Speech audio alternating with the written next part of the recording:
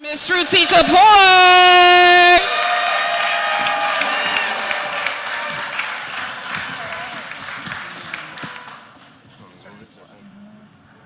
All right, did it. Okay, hurdle one overcame. All right, hello everybody. Hello Atlanta. Welcome to Render Atlanta. How many of you are attending an in-person conference for the very first time? Most of you. Okay, what an honor it is to be back and to see all of your masks. I know. I have missed this. You all look so real. It's like no more 2D people. I can almost touch you all. Feels so good to be back, to be in in-person conferences. And what a standard Render Atlanta has set for us, like ensuring everybody's safety, making sure we have this. Like, this was awesome. This is the gold standard. So, big round of applause for Render Atlanta.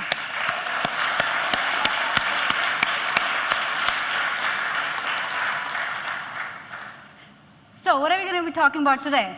I'm going to talk about 3 main features of React 18. How many of you know that there is React 18 out? Cool. Good question. It's alpha. How many of you are using React 18? Okay, 1 person, not bad, awesome. So before I get started into React 18, I want to introduce myself. My name is Shruti Kapoor. I am a senior software engineer at PayPal. I'm also part of React's working group, which if you don't know, don't worry about it. I am super excited to be here. You can find me on Twitter at ShrutiKapoor0A, or you can find me on Twitch where I live stream side projects, art things, basically just me working. But if you've been following me on Twitter, you know that I love dev jokes. So of course we have to do dev jokes. Now, I was super excited for this conference, so I made stickers. Okay, so everybody gets a sticker. So I'm going to be asking you questions. And basically, all I want you to do is, if you know the answer, doesn't have to be right, doesn't have to be wrong, just a guess, just yell out. And I'll give you a sticker. It's a dev joke sticker. Okay, first question. Why did the computer keep sneezing? It had a bug? Nice, I like it. Sticker, come over.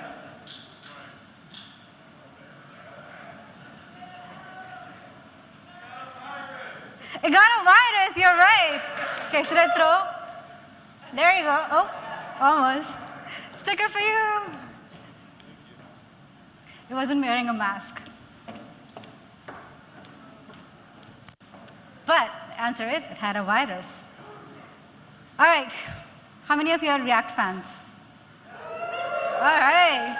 What did the proud React parent say to its kid? Yeah! All right, I've got to give you props.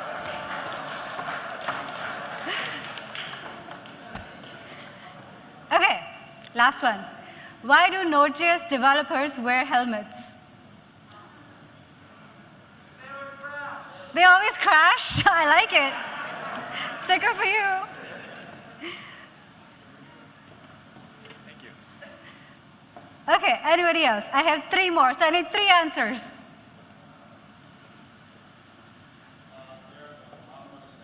They got problem with the stack? I like it.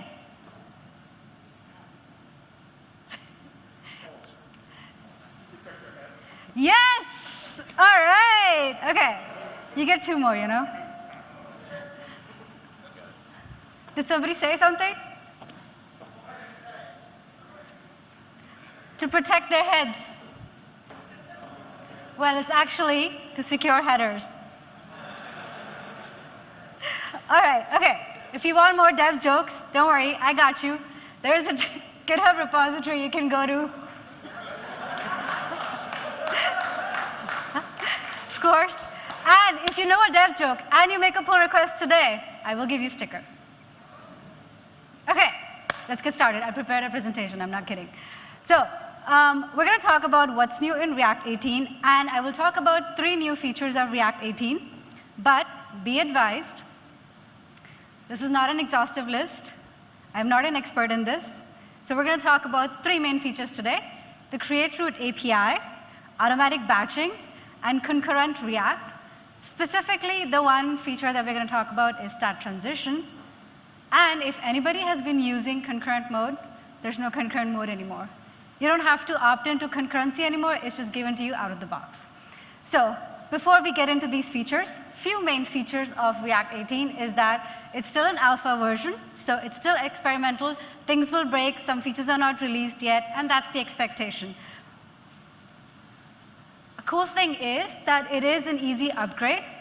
So it's as easy as doing an npm install React Alpha. You get the alpha version. There is one minor code change which we'll get into.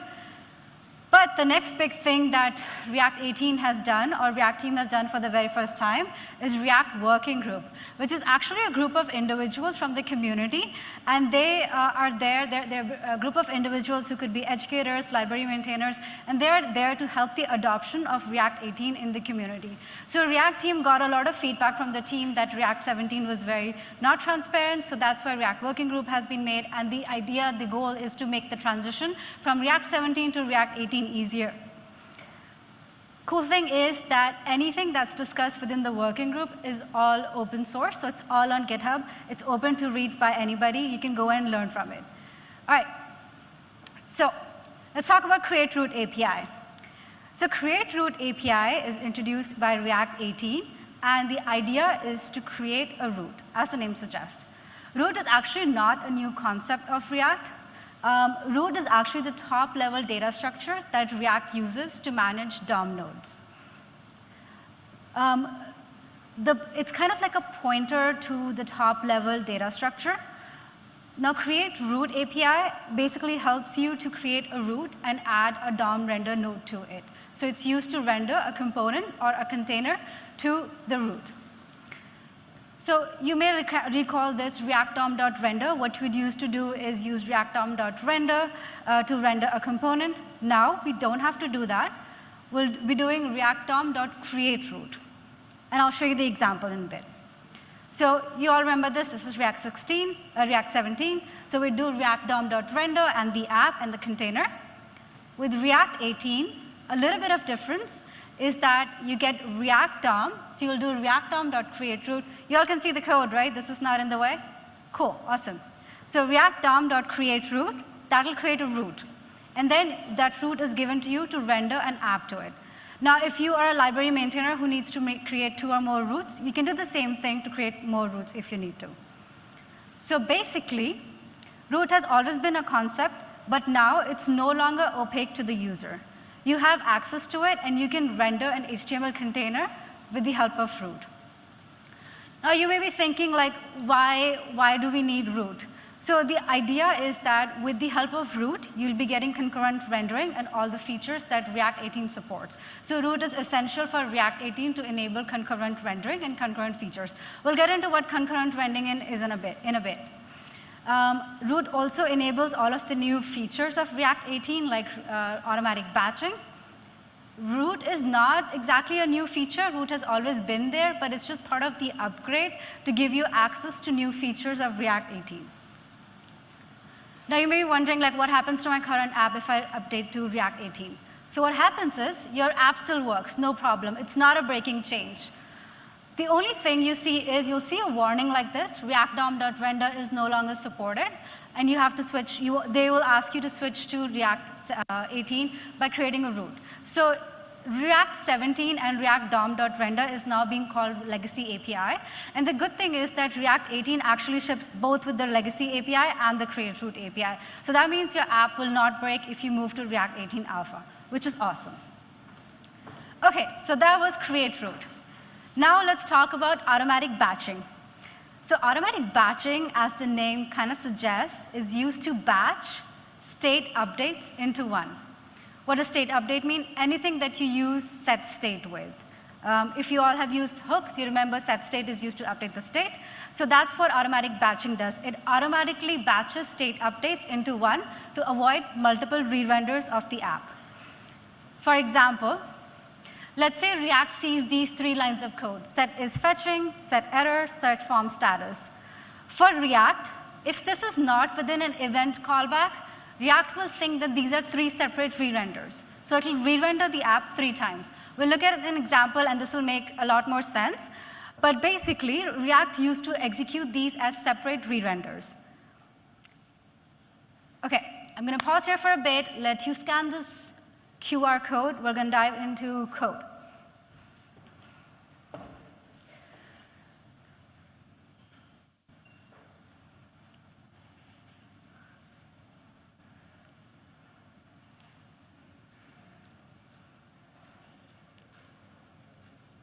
Cool. And if you do not have a QR code camera, then there's also a URL.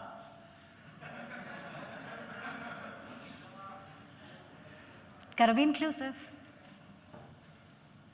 OK, I'm going to open this here. Hopefully, it is still working. And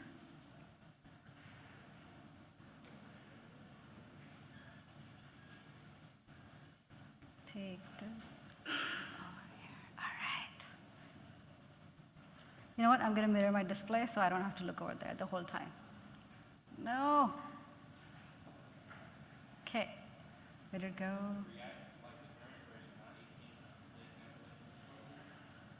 That's a good question.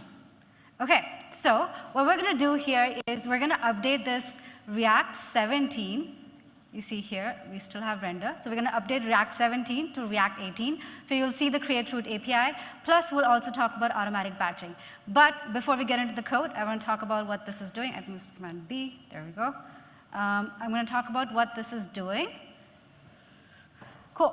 So if you look at this app and you try to click the next button, it's basically like a simple counter. So all it's doing is we have like a button. We've added an event handler. It has a handle click. Here, we're setting 2 states, set count, set flag. And then we have a callback. We have like a fetch something. It doesn't do anything. It's basically like resolving a promise. And within that, we also have set count, set flag. So we're having 4 state updates.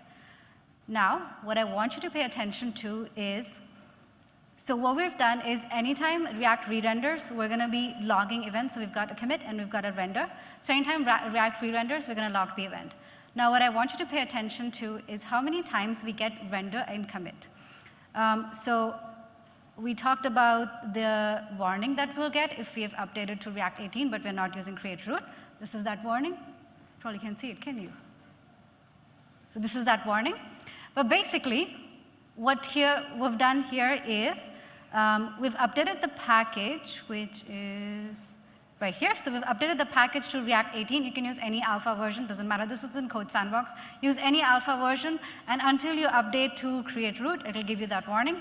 No problem. So what we want to do here is let's clear the console and see how many times we get a re-render. This is still React 17. So what's happening here is that we've got a handle click, and then we have a promise. So click on next. So we've got a render commit here, which comes from here. And then we've got a render commit and then a render commit. So we've got 3 sets of state renders happening, right? So what's happening here is that in React 17, anything that's within an event callback, like handle click, gets automatically batched. This is React 17 and before, no problem. But anything that's between a promise, like fetch something, these are thought of as a re-render. So these are thought of as a separate state update. Okay? So when you click on the next button, you'll get a set count, you'll get a set flag. So these are causing separate re-renders. That's why we're seeing 3 sets. Now what I'm going to do is I'm going to update this to React 18. And I've commented this code out so you can check it out. So basically what we're going to do is we've got React DOM.render, but we're going to remove this because we don't have that in React 18. We're going to create a root element. We're going to create a root. And remember, like we had this document.getElement.id or container that we used to do in React 17. That's still applicable. So what we're going to do is we're going to do React DOM. We're going to use the create root API. And we're going to create a root from that by passing in our container or the root HTML element. So we've got a root now. And now we've got a root, so now we've got to render our app to this root. So we're going to do root.render, and we can pass in our component, which here is app. So there we go.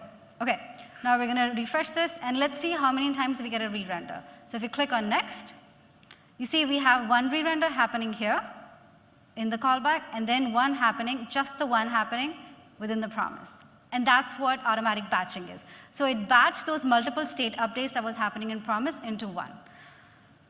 All right, getting back to the presentation, extend desktop.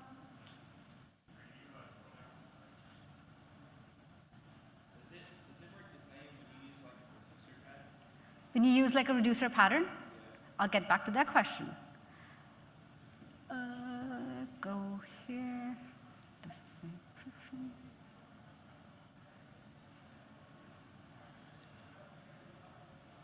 You know what? I'm going to mirror displays because I can't do this again and again. Okay, cool.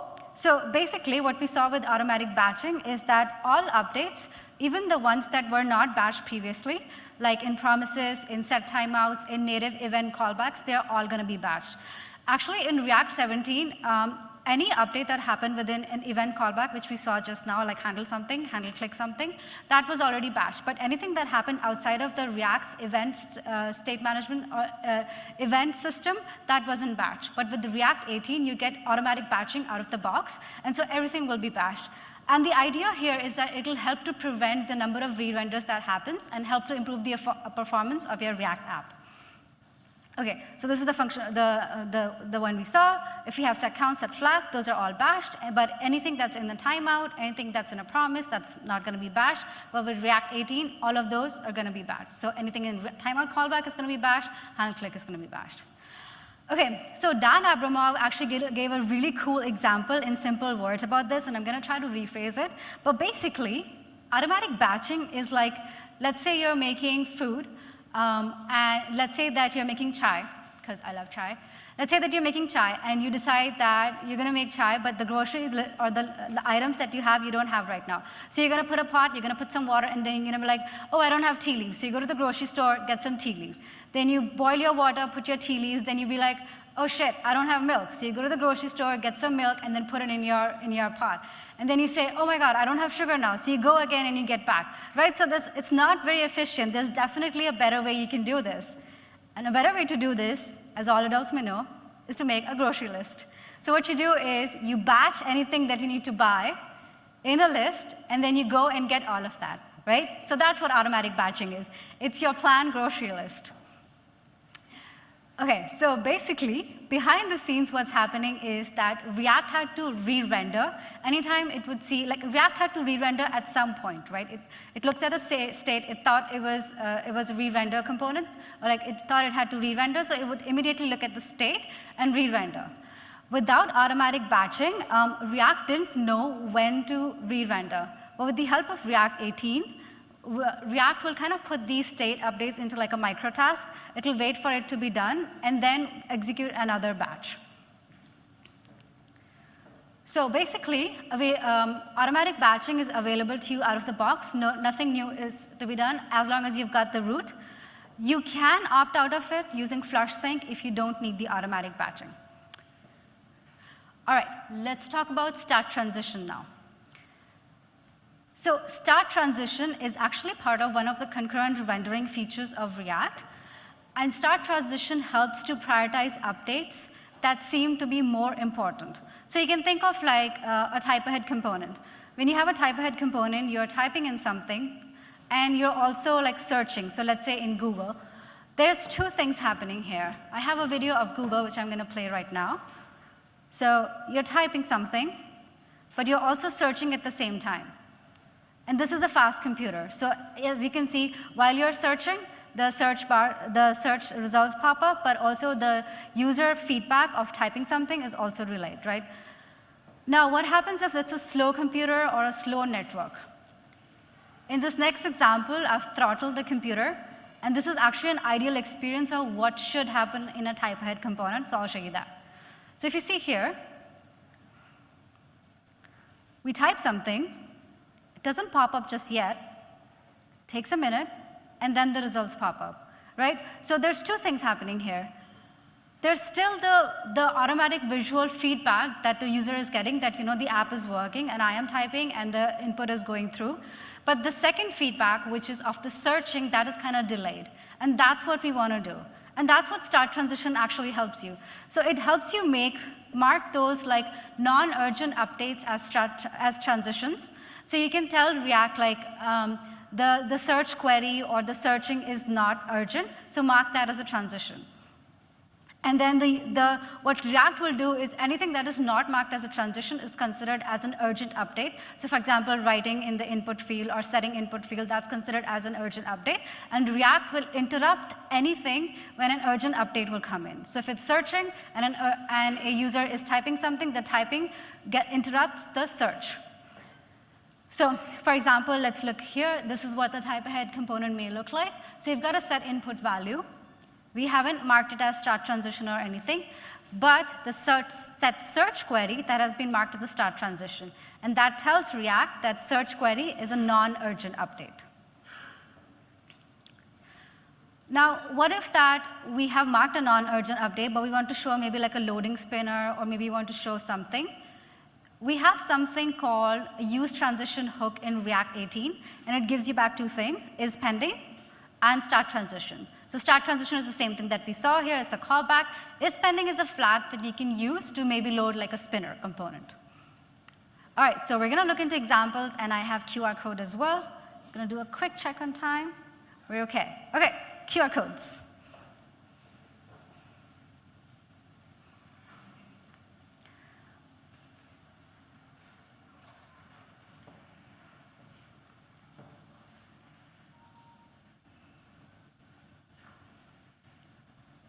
Cool.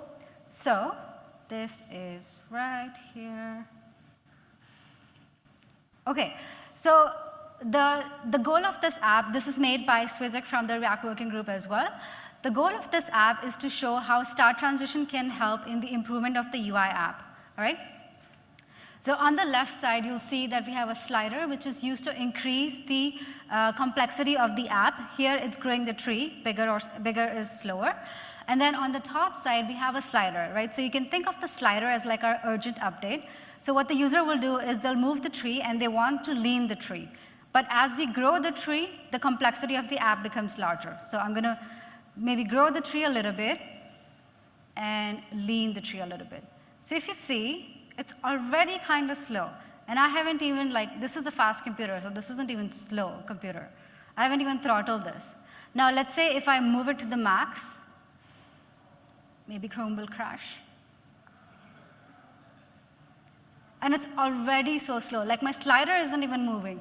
The app isn't rendering, but the slider itself is not moving, right? So you see now it's like completely slow. Exactly. So now what I'm going to do is move it back to, oh, see, it doesn't like me anymore. All right, so now I'll check start transition. I think it's still rendering. Okay, now use start transition, and I'm going to move the slider, and you see the visual feedback of moving the slider is fast, so that's great. I'm going to make the tree bigger, so make the app more complex, and now I'm going to lean the tree. Okay, so the difference here is the slider still moves as fast as I'm moving it, but the rendering of the app is slow, and that's because the rendering of the app is marked as a non-urgent update. So anytime an urgent update comes in, it's interrupted. That's start transition. All right, next example. New QR code. Is this big enough?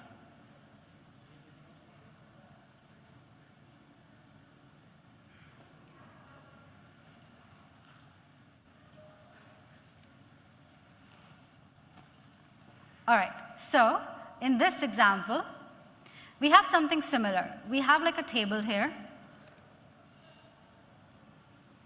We have like a table here, right? So this is an example of route transitions. So what we're going to do here is, this is still React 17, this is still not using start transition. We have it uncommented.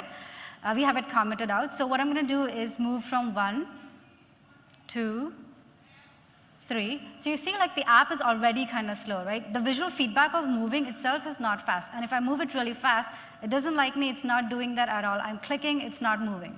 Right? So you see like this is this is where the urgent updates of like moving between tabs isn't even relayed. The app is complex because it's like a really big table. And this could be kind of like a real world example, right? So now what I'm going to do is I'm going to mark this set value into a start transition. And if I reload the app, okay, so I've got start transition. Now I'm going to move tabs real quick.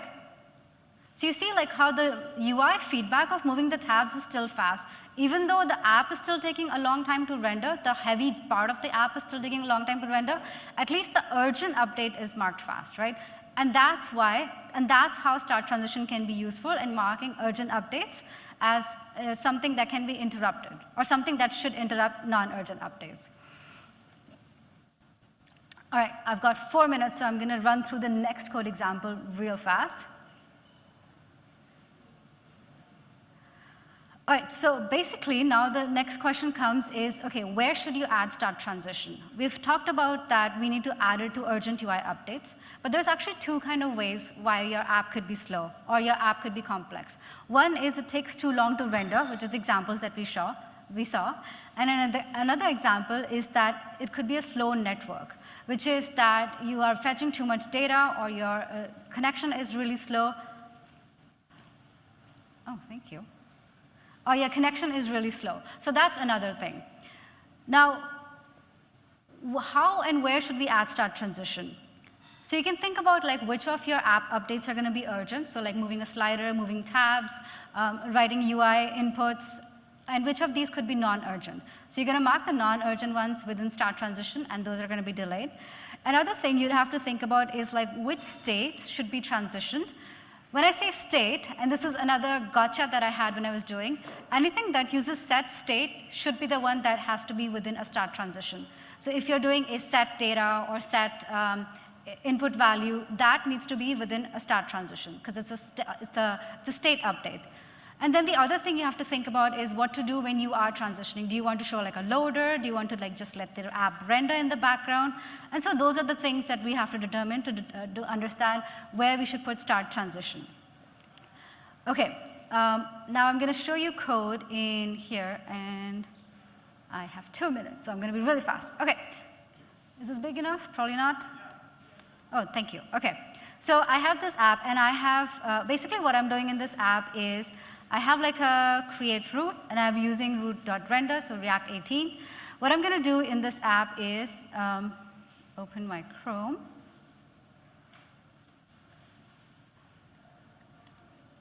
Okay, cute cats. So basically, here the idea is that let's say that we are rendering multiple images on the page. I'm just rendering the same image on the page just to make the point clear. But let's say that we're rendering multiple images on the page.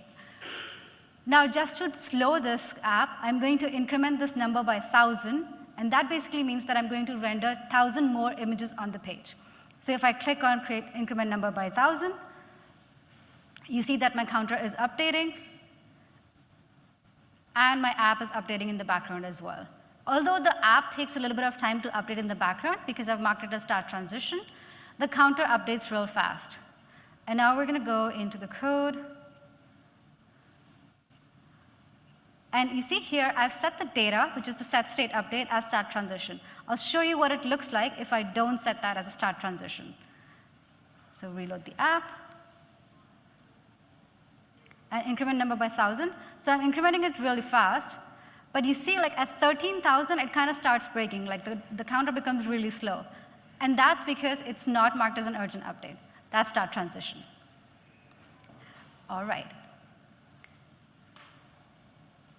So Suspense, I know everybody has been talking about Suspense, but basically, if you haven't heard of Suspense, Suspense lets you put a component into, mark a component as like a fallback component, so that anything that happens within that component, for example, profile page, can take some time to render, and then the fallback will be displayed until until that component is rendered.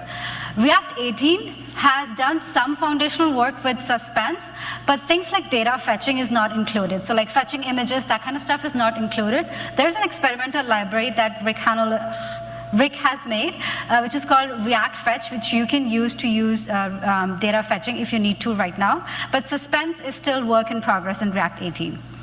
Okay, Basically, the big takeaway of React 18 is concurrent rendering. And what that basically means is that the big theme of React has been to improve the UI performance of your app and to remove janky experiences. So even though the app may take a long time to render, we want to show urgent updates first, and we want to make it as fast as possible for the user to see anything coming in. So decrease the time it takes for a user to see some important updates coming in. Concurrent mode was something that was available React 17 and before, but no longer you have to have a concurrent mode. Concurrent rendering and concurrent React is available to you out of the box. It's supported by features like start transition, automatic batching that helps make it easier to render data on the page. So that's the big takeaway of React 18. It is to remove the janky experience of previous versions of React. All right. Really quick, moving to React 18, all you gotta do is install npm install React Alpha and create the root element, which we just saw.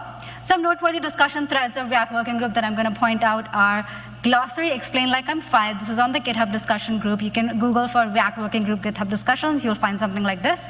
It's a really cool place where you can find things like what is hook, what is concurrent rendering, suspense, any of the keywords that may not be familiar. There's another example that Rick has also mentioned, which is start transition, which I will point out here.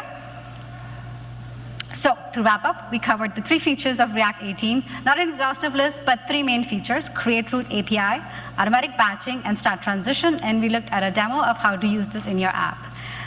Before I end this talk, I want to give a huge shout out to the community, React Working Group community, who has put all of these cool resources together, and the React Core Working Group for having us help increase the awareness of React 18. Special shout out to Rick for helping me with this demo and the slides. I will be sending a summary of today's talk in my newsletter. If you are interested, it is here, bit.ly/Shruti newsletter. All the slides will be available today in my GitHub repo as well. And finally, thank you so much for being such a lovely audience.